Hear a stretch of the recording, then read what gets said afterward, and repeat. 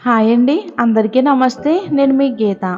మనసున మనసై పార్ట్ 11 స్టోరీలోకి వెళ్ళిపోదాం. రాధా మేడం, రాధా మేడం అని అరుపు వినిపిస్తుంది. రాధ హా అంటూ పాలగిన్నె వంటగదిలో ఉన్న బండ మీద పెట్టి బయటికి వస్తుంది. ఎవరు మీరు?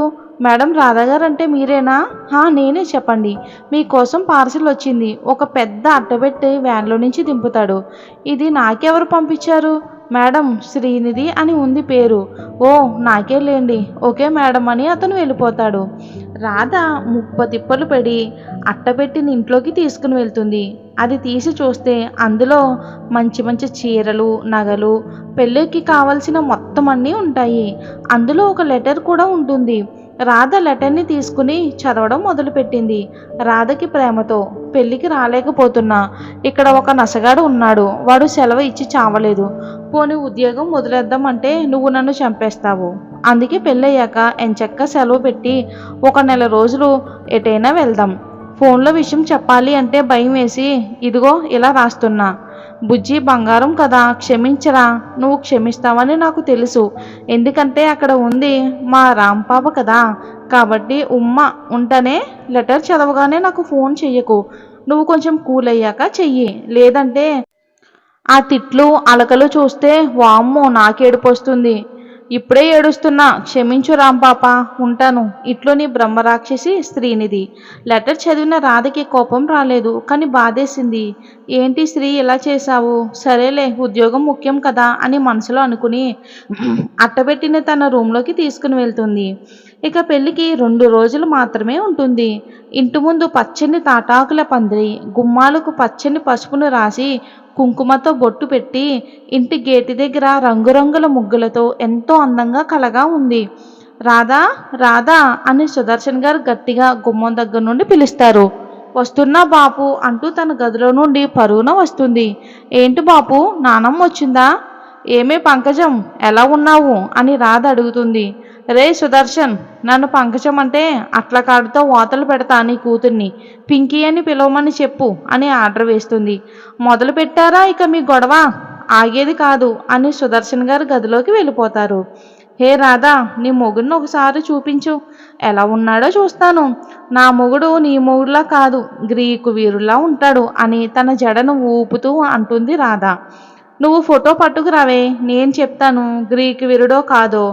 చూడు, బాగా చూడు, తెస్తాను అని రాధ తన గదిలో దిండి కింద పెట్టుకున్న నవీన్ ఫోటోని తీసుకొచ్చి పంకజం ముందు పెడుతుంది. ఇప్పుడు చెప్పవే ముసలి, ఎలా ఉన్నాడు? పంకజం బాగా చూసి, అబ్బో అందగాడే, నాకు ఇచ్చేయకూడదు? నువ్వు నా మొగుడిని తీసుకుని ఏం చేసుకుంటావే ముసలి? ఏదో ఒకటి చేసుకుంటాలే. ఇలా రావే, చెప్పు ఏంటి? పిల్లాడు సిటీ కుర్రాడు కదా, కొంచెం పొట్టి బట్టలు, మొహానికి రంగు పూసుకోవే, నీ కొంగు పట్టుకుని తిరుగుతాడు. ముసలి, నువ్వు నిజంగా ఈ కాలంలో పుట్టవలసిన దానివి కాదే, లేకపోతే ఎవరైనా మనవరాలికి ఇలా ఉండు అలా ఉండు అని పద్ధతిగా నేర్పుతారు. నువ్వేమో బట్టలు విప్పుకుని తిరగమంటున్నావు. కర్మ కర్మ, నేను మా ఆయనకి ఇలాగే నచ్చాలి, అప్పుడే కదా ఆయనకి నా మీద ప్రేమ ఉన్నట్లు. బట్టల అలంకరణ చూసే ప్రేమ నాకేమాత్రం వద్దు. నా మాట ఎప్పుడు విన్నావు గనుక పోవే, నేను వినను అని రాధ మోహం అటు ఇటు తిప్పుకుంటుంది. పంకజం రాధని తన వైపుకు తిప్పుకుని దిష్టి తీసి, అంతా నీ అదృష్టం, అందుకే చక్కనైన పిల్లాడు నీ మొగుడుగా వస్తున్నాడు. రాధ నవ్వుతూ, అది సర్లే, ముందు నీ కోడల్ని చూసుకో పో, ఆ రూమ్లో ఎదురు చూస్తుంది నీకోసం. అవునే, నిన్ను చూసి నా కోడల్ని మర్చిపోయా, ఉండు వస్తా అని పంకజం సుశీల గదిలోకి వెళ్తుంది. మరొక రోజు గిర్రున తిరిగిపోయింది. రాధకి నలుగు పెడదామని అన్నీ రెడీ చేశారు. ముందు తనని తీసుకుని వచ్చి బయట ఏర్పాటు చేసిన పీటల మీద కూర్చోబెట్టారు అమ్మలక్కలు. అసలే సుదర్శన్ గారు ఊరికి ప్రెసిడెంట్, పైగా మంచి మనసున్న మనిషి కావటం, అలాగే రాధ మంచి గుణానికి ఊరిలో ఉన్న మొత్తం గడపలన్నీ సుదర్శన్ గారింటికి వచ్చారు. రాధకి నూనె నలుగు అయ్యేసరికి మధ్యాహ్నం పైనే అయ్యింది. ఊరిలో ప్రతి ఒక్కరూ ఆశీర్వాదం దక్కింది తనకి. మంగళ స్నానం చేసి గంధం నలుగు కోసం రెడీ అయ్యింది. కొత్త పెళ్లి కూతురులా రాధ మొహం స్పష్టంగా కనబడుతుంది.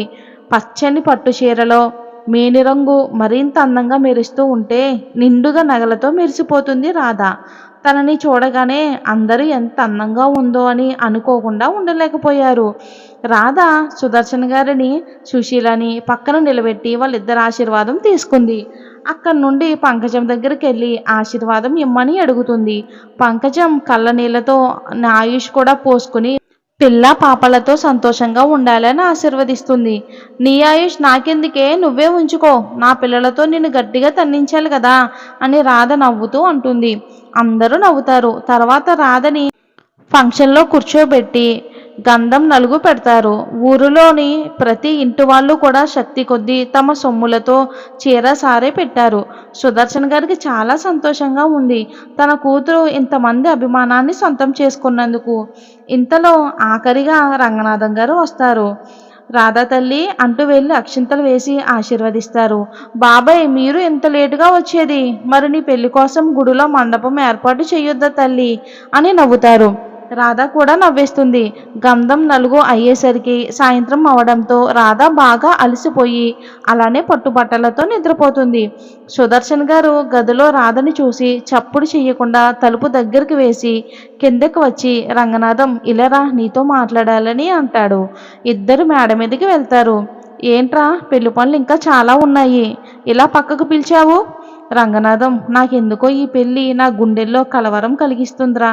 రే, ఏం మాట్లాడుతున్నావు? తెల్లారితే పెళ్ళి, గుర్తుందా నీకు? గుర్తుందిరా. నవీన్కి ఇంతవరకు ఏమీ తెలీదు. బావగారు ఏం చెప్పి రప్పిస్తారో తెలీదు, కానీ రాధ మాత్రం కళ్ళల్లో కోట్ల కాంతులతో నవీన్ కోసం ఎదురు చూస్తుంది. ఈ పెళ్ళికి ఒప్పుకుని తప్పు చేశానా అని అపరాధ భావం కలుగుతుంది. చూడు సుదర్శన్, నవీన్ గురించి మనకు మొత్తం తెలుసు కదా, మరి ఎందుకు భయం? నవీన్తో పెళ్ళి ఎలా జరిగినా కొన్ని నెలలు రాధ బాధపడిన తర్వాత నవీన్ ప్రేమకి రాధ బానిసైపోతుంది. నన్ను నమ్ము, నవీన్కి రాధ సరైన జోడి. ఇంకో విషయం, మంచివాడు అనుకుని ఇచ్చి పెళ్లి చేస్తే రేపు వాడి నిజస్వరూపం బయటపడితే అప్పుడు జీవితాంతం బాధపడాలి. అదే మనసులో చిన్న లోపం ఉన్న నవీన్ని చేసుకుని ఆ లోపం పోయేలా చేస్తే జీవితాంతం నవీన్ రాధని గుండెల్లో పెట్టుకుని చూసుకుంటాడు. చూస్తూ ఉండు, వచ్చే సంవత్సరం ఇదే రోజు ఇక్కడ నిలబడి నువ్వే అంటావు, రాధ చాలా సంతోషంగా ఉందిరా అని తప్పగా అంటావు. నీ నోటి మాట ఫలించాలిరా, నేను ఆ భగవంతుని అదే కోరుకుంటున్నాను. అదే జరుగుతుంది. కానీ ముందు కిందికి పద, బాగా టైం అయ్యింది, పనులు చూడాలి. ఇద్దరు కిందికి వెళ్తారు. కట్ చేస్తే, ఏవండి, సాయంత్రం అయ్యింది, మీరు మౌనంగా ఉన్నారు, తెల్లారితే పెళ్ళి, నాకెందుకో కంగారుగా ఉంది. ఎందుకే కంగారు? నవీన్కి నేను ఆల్రెడీ బస్ టికెట్ బుక్ చేశాను. ఇంకో గంటలో వాడికి నా నుండి ఫోన్ వెళ్తుంది, వాడు తప్పకుండా బయలుదేరతాడు. రేపు పెళ్ళి ఖచ్చితంగా జరుగుతుంది, జరిగి తీరాలి. వాడు మరి మామూలు మనిషి అవ్వాలి అంటే రాధ మెడలో 3 ముళ్ళు వేసి తీరాలి. ఏమో అండి, ఈ ఇంటి కోడలు రాధ అవ్వాలని నేను కూడా అనుకుంటున్నాను, అవ్వాలని కూడా ఉంది. వాడు వస్తాడా రాడో అని మనసులో చాలా దిగులుగా ఉంది. వస్తాడులే, నువ్వు కంగారు పడకు. సరిగ్గా గంట తర్వాత, లక్ష్మి, తాగడానికి నాకు కొంచెం మజ్జిగ ఇవ్వు. ఈ టైంలోనా? ఏ తాగకూడదా? ఇవ్వు. ఏంటో మీరు, అస్సలు నాకేం అర్థం కావట్లేదు. నాకు కంగారు తెప్పిస్తున్నారు, కానీ మీరు మాత్రం టీ మజ్జిగ అంటూ బాగానే నెమ్మదిగా ఉన్నారు అని వంటగదిలోకి వెళ్తుంది లక్ష్మి. నవీన్ని పెళ్ళికి ఎలా రప్పిస్తాడో నెక్స్ట్ పార్ట్లో చూద్దాం. అసలు నవీన్ వచ్చిన తర్వాత పెళ్ళికి ఏమని ఒప్పిస్తాడో నవీన్ వాళ్ళ తండ్రి చూడాలి. స్టోరీ నచ్చినట్లయితే ఒక లైక్ చేసి మన ఛానల్ని సబ్స్క్రైబ్ చేసుకోండి. మాకెంతో సపోర్ట్గా ఉంటుంది. Thanks for watching.